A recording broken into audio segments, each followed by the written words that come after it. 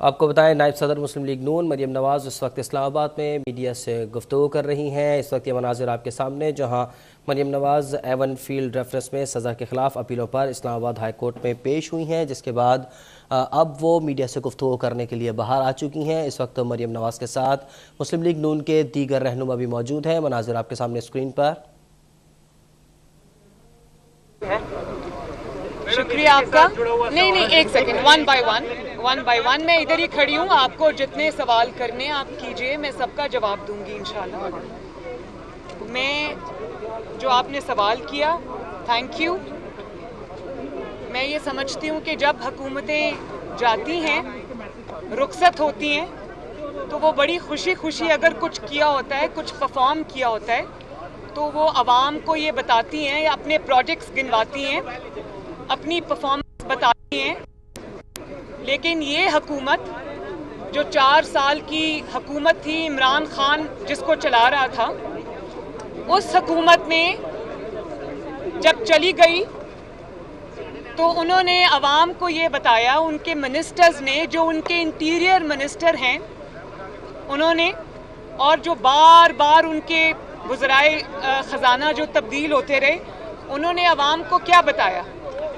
उन्होंने आवाम को बताया कि इमरान खान जाते जाते इस हुकूमत के लिए, यानी कि आने वाली शहबाज शरीफ हुकूमत के लिए, लैंड माइन्स बिछा के गया है, यानी कि बारूदी सुरंगें बिछा के गया है। अब बारूदी सुरंगें क्या हैं?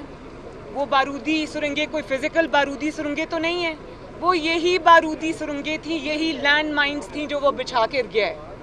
अब मैं ये बताऊं आपको कि शहबाज शरीफ हुकूमत ने 1 रुपया पेट्रोल डीजल की कीमत में अपनी तरफ से इंक्रीज नहीं किया। शहबाज शरीफ हुकूमत ने 1 रुपये का कोई अपनी तरफ से इजाफी टैक्स आवाम पर नहीं लगाया। ये वही 2019 जुलाई का मुआहदा है जो इमरान खान की हुकूमत IMF से करके आई थी, जिस पर उन्होंने मईशत की बर्बादी के दस्तखत किए थे। 4 साल खिलवाड़ करते रहे पाकिस्तान की 3 साल तकदीर से, मईशत से। पता ही नहीं था कि मईशत किस तरह चलानी, और जब मईशत बर्बाद हो गई, जब सारे इंडिकेटर्स ख़राब हो गए, तो IMF से पैसे लेने के लिए पूरा पाकिस्तान और उसकी मईशत को गिरवी रखा है। तो आज जो हुकूमत पाकिस्तान को करना पड़ रहा है, मुश्किल फ़ैसले लेने पड़ रहे हैं, ये वो फैसले हैं जो इमरान खान करके गया था IMF के साथ। पाकिस्तान की हुकूमत, शहबाज शरीफ साहब बतौर वज़ीर आज़म पाबंद हैं IMF के उस मुआहदे की पाबंदी के। अब मैं आपको ये बता दूं कि उस मुआहदे में जो इमरान खान ने किया था 2019 जुलाई में IMF के साथ, जिसको आज इस हुकूमत पाकिस्तान को ऑनर करना पड़ रहा है, उसमें क्या लिखा था? उसमें सिर्फ पेट्रोल पर सब्सिडी ख़त्म करने या पेट्रोलियम डेवलपमेंट लेवी का सिर्फ मुआहदा नहीं किया गया, बल्कि पाकिस्तान जो पेट्रोलियम की मसनूआत हैं उनके ऊपर सेल्स टैक्स भी लगाने का मुआहदा किया गया था, वादा किया गया था। और फिर ये सिर्फ मुआहदा IMF के साथ नहीं हुआ, जो पिछला बजट था इमरान खान की हुकूमत में इन्होंने दिया था, उस बजट में इन्होंने पेट्रोल पर लेवी और सेल टैक्स बढ़ाने का ऐलान किया था उस बजट पे, जिसको आज हमें कंटिन्यू मजबूरन करना पड़ रहा है। और ये जी और मैं ये भी आपको बता दूं कि जो IMF का मुआहदा था जो इमरान खान ने किया था, जिस पर इमरान हुकूमत के दस्तखत हैं, जिसको आज शहबाज शरीफ को बादले नखास्ता, मुश्किल तरीन फैसला, कड़वा घूंट अवाम का एहसास करते हुए, पाकिस्तान का एहसास करते हुए, मईशत की बेहतरी के लिए वो कड़वा घूंट जो इमरान खान ने पाकिस्तान के ऊपर ये मुसीबत नाजिल की थी। मैं आपको ये बता दूं कि IMF के मुआहदे में क्या लिखा था इमरान खान ने, ये ज़रा सुन लें। उन्होंने लिखा कि एज सच, ये बिल्कुल वो अल्फाज मैंने कॉपी किए हुए, as such we will raise by ₹8 per litre, and we commit to raise the PDL by 4 rupees per litre per month for the remainder of 2022 until the maximum of ₹30 per litre is achieved. So यहाँ पर ये 30 रुपए इसके बढ़ा दिए. उसके बाद उन्होंने ऊपर से क्या किया, ऊपर से उन्होंने कहा कि की मेजर्स इंक्लूड, यानी कि जो मेजर्स इमरान हुकूमत लेगी और उसके बाद सब्सीक्वेंट हुकूमत को लेने पड़ेंगे, की measures include enhancing the sales tax of petroleum products. और इनके मुताबिक जो कीमतें ये सेट कर गए IMF के साथ, आज पेट्रोल की जो प्राइस है वो 300 रुपये पर लीटर होनी चाहिए. ये है जाल जो वो बिछा कर गए हैं, और ये है लैंड माइंस जिसका इतराफ़ शेख रशीद साहब ने खुद किया. शौकत तरीन साहब आज जो लेक्चर्स दे रहे हैं मईशत के ऊपर, इमरान खान साहब को अचानक जो मईशत पे महंगाई और जो पेट्रोलियम की प्राइसेस इंक्रीज़ याद आ गई हैं, वो सब इमरान खान की अपनी की हुई हैं. और हमारी मजबूरी ये है कि हम अगर ये मुआहदे को तोड़ते हैं या हम IMF का जो इमरान खान ने मुआहदा किया उसकी पासदारी नहीं करते, तो पाकिस्तान खुदा न खास्ता डिफ़ॉल्ट कर जाएगा. अब एक और बात सुने, यहाँ पर बात रुकी नहीं. जब इमरान खान साहब को पता चला कि उनकी हुकूमत जाने वाली है और वोट ऑफ नो कॉन्फिडेंस कामयाब होने वाला है, उनके अपने लोग उनको छोड़ के जाने वाले हैं और मान नहीं रहे, तो उन्होंने जाते हुए पाकिस्तान के ऊपर एक ऐसा वार किया जिससे संभलते संभलते पाकिस्तान को महीनों लग जाएंगे, अगर साल नहीं तो. जाते जाते उन्होंने जो तबाही मचाई, उन्होंने पेट्रोलियम की प्राइसेस नीचे गिरा दी, उन्होंने पेट्रोल और डीजल की प्राइसेस कम कर दी, ये जानते हुए भी कि मईशत उसकी मुतहम्मिल नहीं हो सकती, पाकिस्तान उसका बोझ नहीं उठा सकता. लेकिन उनका ख्याल ये था कि ना मैं खेलूँगा, ना अगली हुकूमत को कुछ करने दूंगा, जाऊँगा तो पाकिस्तान को साथ लेके जाऊँगा, अगली हुकूमत के लिए बर्बादी करके जाऊँगा. लेकिन मैं ये बता दूँ कि ये हुकूमत की बर्बादी नहीं है. ठीक है, हुकूमत इसकी एक सियासी कॉस्ट पे कर रही है, लेकिन ये तबाही और बर्बादी जो है ये पाकिस्तान के 22 करोड़ अवाम की है, जिसको जाते जाते वो इंश्योर कर गए कि मईशत जो है वो ऐसा बोझ डाल गए जिसको उठाने की मईशत की हैसियत नहीं है पाकिस्तान की. और आपको पता है कि खुदा न खास्ता हालत ये हो गई है कि LCs खुल नहीं रही, डिफ़ॉल्ट की आपके पास किस्त देने के लिए पैसे नहीं है, फॉरेन रिजर्व्स आपके कम हो रहे हैं. क्यों? ये कोई 2 महीने की कारकर्दगी तो नहीं है, ये वो 4 साल पे जो मईशत पे एक के बाद एक कारी ज़रब लगी है नालायकी नाअहली की वजह से, ये उसकी वजह से हुआ है. और ये जानते हुए कि ये फैसला जो वो अचानक कर गए, जाते जाते ये मुल्क क्राइसिस में धकेल जाएगा, मुल्क को तबाही की तरफ धकेल जाएगा, वो ये आग पाकिस्तान में लगा कर गए हैं. मरियम नवाज साहिबा, आप ये बताइएगा कि मैं ARY न्यूज़ से हूँ, आपसे ये जानना चाहते हैं, आप आवाम की बात कर रही है तो आप जो इलेक्शन अनाउंस करके आवाम में क्यों नहीं आप जा रही हैं? मैं इस चीज़ का सवाल का जवाब बहुत दफ़ा दे चुकी हूँ. सबसे पहले तो मुझे कभी किसी ने दिखाया कि ARY ये चला रहा था कि मरियम नवाज़ ये फरमाती हैं कि जो पेट्रोल की और डीज़ल की कीमतें इंक्रीज़ करता है वो चोर होता है. तो हाँ, मैं ये कहती हूँ, चोर इमरान खान था जिसने आज पाकिस्तान को इस नहज पे पहुँचा दिया. और ये उसी चोरी की जो मलिक रियाज साहब को रिश्वत के तौर पे देकर कभी हीरे की अंगूठियाँ दी गई, कभी आपके चैनल ARY को, आपसे मुझे कोई प्रॉब्लम नहीं है, मैं आपकी इज़्ज़त करती हूँ, आप एक इंडिविजुअल हैं, लेकिन ये ARY का माइक पड़ा है, सूलन मुझे उठवा देना चाहिए. लेकिन पाकिस्तान के अवाम जो आज भुगत रहे हैं, ARY को जो 40 अरब का पैसा खिलाया है इमरान खान ने, एक सेकेंड, जिसकी नहीं, मैं ये बता रही हूँ ना, अब आप मेरा जवाब सुन लें. आपने जो इल्जाम लगाए सलमान इकबाल पे, आपको मैं दावत देता हूँ किसी भी आप टॉक शो में तशरीफ लाएं, हम आपको टाइम और डेट आप डिसाइड कर लीजिएगा, वहाँ पे आप मुझे टॉक शो की क्या ज़रूरत है? मैं पूरी कौम के सामने, सारे मीडिया चैनल्स के सामने खड़ी होकर ये बात कर रही हूँ.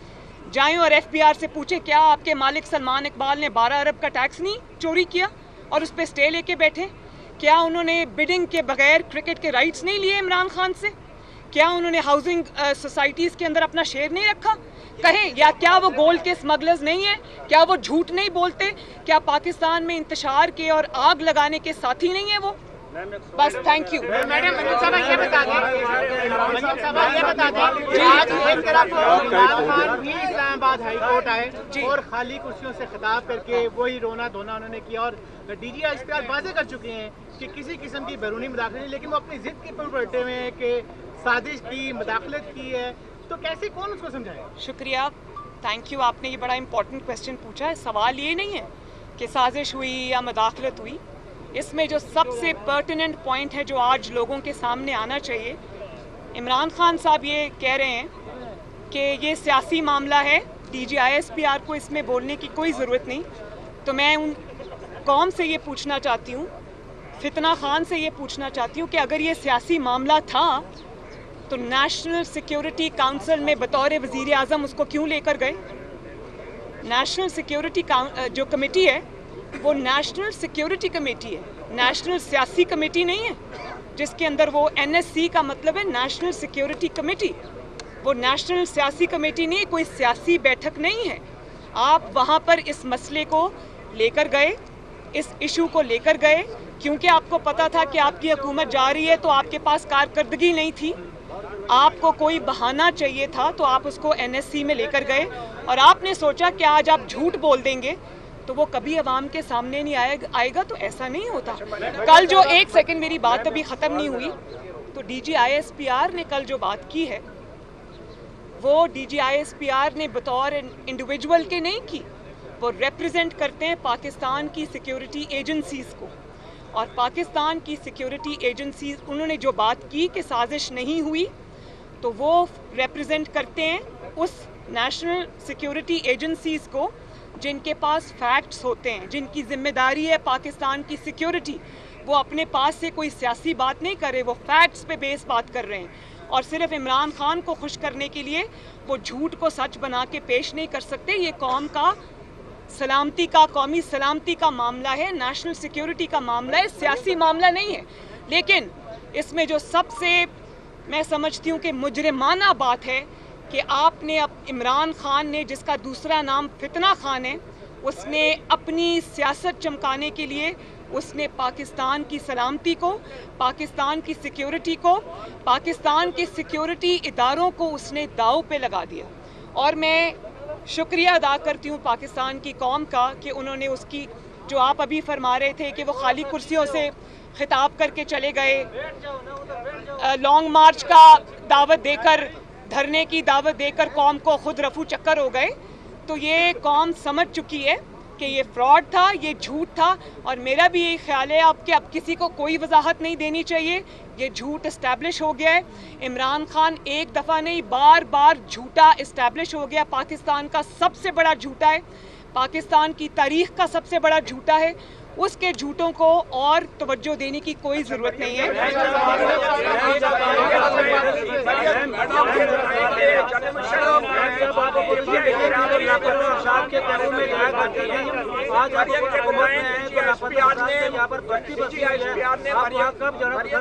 DGI-SPR ने जनरल मुशर्रफ के बारे में भी कुछ बातें की हैं, तो क्या आपकी हुकूमत जनरल मुशर्रफ को गिरफ्तार करेगी अदालती हुक्म के मुताबिक, और क्या आपकी हुकूमत उनको फौजी एजाज के साथ रुखसत करने पर तैयार है?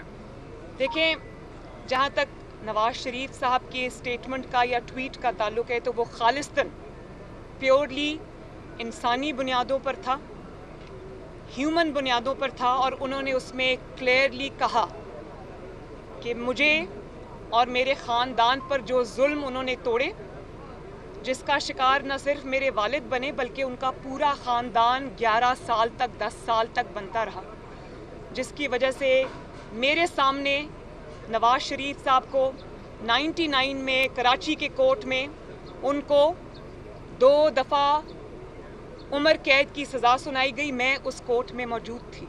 उनको अटक किले के ज़ंदानों में फेंका गया और फिर जिला वतन कर दिया गया, और जिला वतनी के बाद वो वहाँ पर उनके वालिद की डेथ हो गई, मेरे दादा की डेथ हो गई, और वो उनके इतने खिदमत गुजार और इतने ओबीडियंट औलाद होने के बावजूद वो उनको दफनाने नहीं आ सके, वो इजाज़त नहीं मिली उनको। और वो कौन था उस वक्त का हुक्मरान? मुशर्रफ था। तो इसके लिए बहुत बड़े दिल की ज़रूरत है कि अब वो अगर ऐसी स्टेज पे हैं कि वो ना उठ सकते हैं, ना बैठ सकते हैं, ना चल सकते हैं, तो मियाँ नवाज़ शरीफ ने बहुत बड़े दिल का मुजाहरा किया है। और ये पहली बार नहीं है। जब शहीद मोहतरमा बेनज़ीर भुट्टो असैसिनेट हुई, जब उनको शहीद किया गया, तो सबसे पहले हॉस्पिटल पहुंचने वाला मोहम्मद नवाज शरीफ था।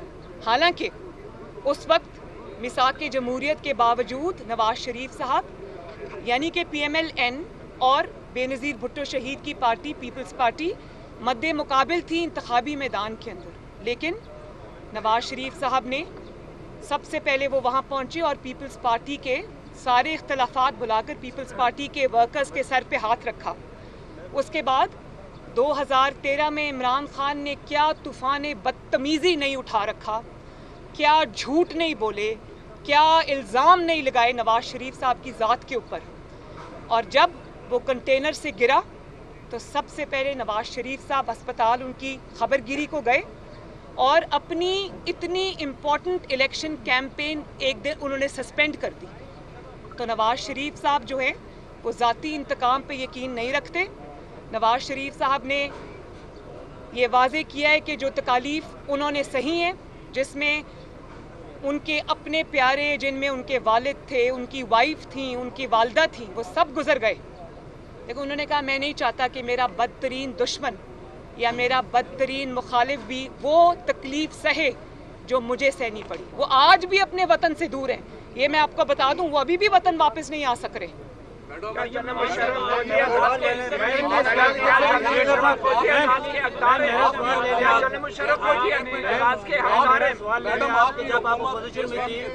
बलोच दरगाह के लापता जो कैंपस में जाती थी, आज यहाँ पर ये बात आ रही है कि आप अकेले ही इमरान खान के वार का मुकाबला कर रहे हैं, इत्तेहादी कहाँ पे हैं? जी नहीं, ये बात दुरुस्त नहीं है, ये बात दुरुस्त नहीं है, क्योंकि ये इत्तेहादियों की हुकूमत है और इसमें प्राइम मिनिस्टर जो है वो मुस्लिम लीग नून का है। तो मैं उनको भी रिप्रेजेंट कर रही हूँ, मैं इत्तेहादियों को भी रिप्रेजेंट कर रही हूँ और अल्हम्दुलिल्लाह रब्बिल आलमीन मैं इमरान खान की उसकी पूरी जाली जमात के लिए अकेली काफ़ी हूँ।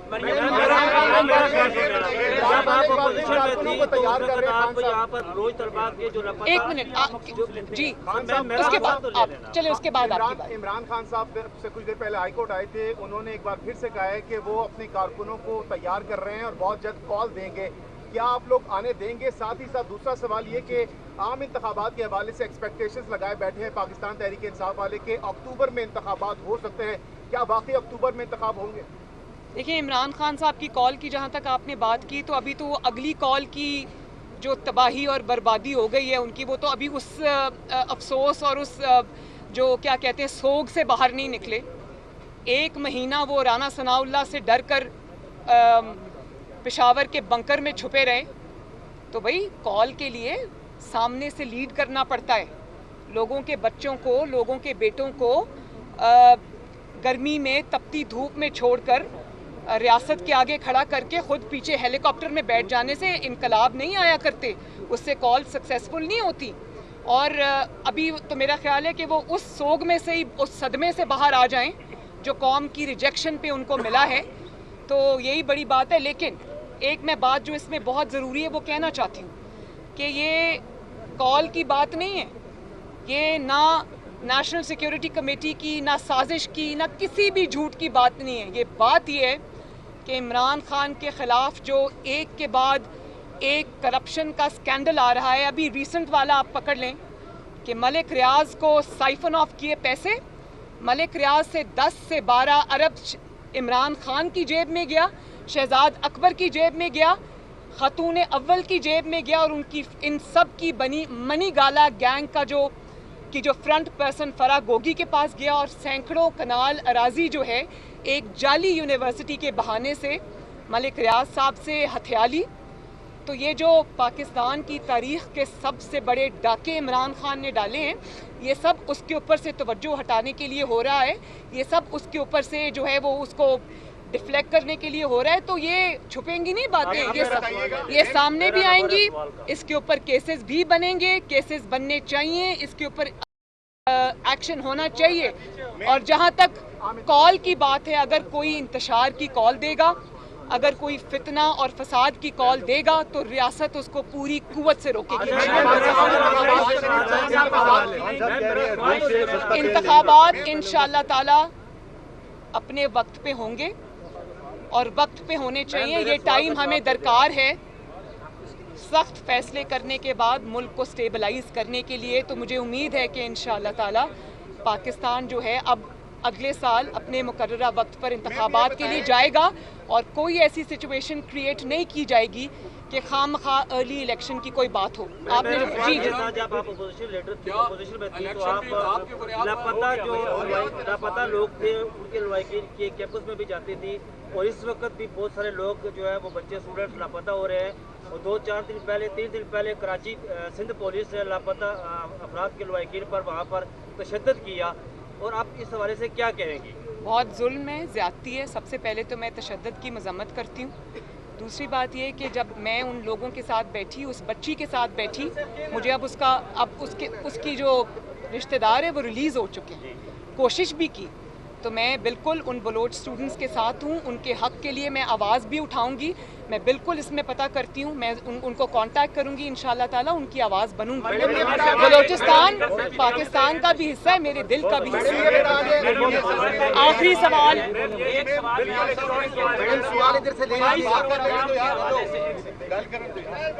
मैडम जी, ये सवाल मियां साहब ने जो ट्वीट की है, जी मियां साहब ने जो ट्वीट की है वो उनकी रवादारी है, उनके खानदान की रवादारी है, वो ज़ाती हैसियत में किसी को माफ़ नहीं कर सकते, ये उनका बड़ा फ़र्क है। लेकिन एक ऐसा फ़र्क जिसने पाकिस्तान की सुपीरियर जुडिशरी को कैद कर दिया था, ये 3 नवंबर की एमरजेंसी में गद्दार डिक्लेयर हुआ एक आमिर, और उसको बाकायदा कोर्ट ने इतनी सख्त सज़ा सुनाई कि इसको फांसी के बाद भी इसकी लाश को डी चौक के अंदर लटकाया जाए।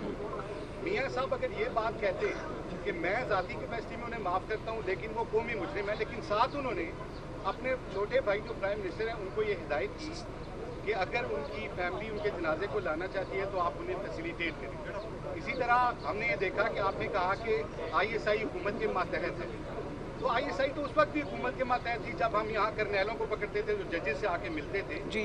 अब बाकायदा सर्वेंट्स को उनके दर पे माथा टेकना पड़ेगा। सवाल आपसे सिर्फ ये है कि क्या आप आज भी अवाम के वोट की ताकत से इक़्तिदार में आने पे यकीन रखते हैं, या आप ये समझते हैं कि आइंदा इक़्तिदार में आने के लिए आपने GHQ का रास्ता इख्तियार करना है? शुक्रिया। जहाँ तक नवाज शरीफ साहब के ट्वीट की बात है, मैं उसका बहुत तफसील से जवाब दे चुकी हूँ, लेकिन क्योंकि आप एक बहुत जय्यद और मोहतरम सहाफ़ी हैं जिसने सिविलियन सुप्रेमेसी के लिए इतनी बड़ी आवाज़ बुलंद की, इसलिए मैं समझती हूँ कि मुझे दोबारा आपकी इस बात का जवाब देना चाहिए। नवाज शरीफ साहब ने जो बात की है वो हुकूमत का हिस्सा नहीं है, लेकिन उन्होंने अपनी ज़ाती हैसियत में बात की है, उन ज़ाती मज़ालिम के बारे में बात की है जो मुशर्रफ ने या मुशर्रफ दौर में उनको सहना पड़े, उन्होंने सिर्फ उसकी बात की है। बाकी जुडिशरी के साथ क्या हुआ, किसी और के साथ क्या हुआ, वो जुडिशरी जाने और वो जाने। उन्होंने ये मेक श्योर किया है, उन्होंने मेक श्योर किया है कि वो अपनी ज़ाती हैसियत में बात करें जी। और कोई बात नहीं। आपकी गवर्नमेंट का मैडम 4.5 साल तक आपकी गवर्नमेंट का ये बयानिया था कि वोट को इज्जत मिलनी चाहिए। एक मिनट, हाँ, इन्होंने दूसरा सवाल मुझे पूछ गया, वोट को इज्जत दो। मेरा आज भी ये बयानिया है, मेरा कल भी ये बयानिया रहेगा, और ये बयानिया नहीं है, ये फैक्ट है। मुस्लिम लीग नून को अल्हम्दुलिल्लाह किसी की भी बैसाखियों की ज़रूरत नहीं है। जिसको बैसाखियों की ज़रूरत थी, फितना खान को, उसको बैसाखियाँ मिली, और जब तक बैसाखियाँ थीं वो खड़ा रहा, उसकी हुकूमत खड़ी रही। जैसे ही बैसाखियाँ हटी वो मुंह के बल धड़ाम से ज़मीन पे आ गिरा। तो मुस्लिम लीग नून माशाल्लाह 40 साल से 30 साल प्लस से अवामी जमात है, अवाम की कुव्वत पर यकीन रखती है, अल्लाह ताला के बाद अवाम की खिदमत करती है और फिर फैसले के लिए अवाम के पास जाती है। मुस्लिम लीग नून को बैसाखियों की ज़रूरत नहीं है।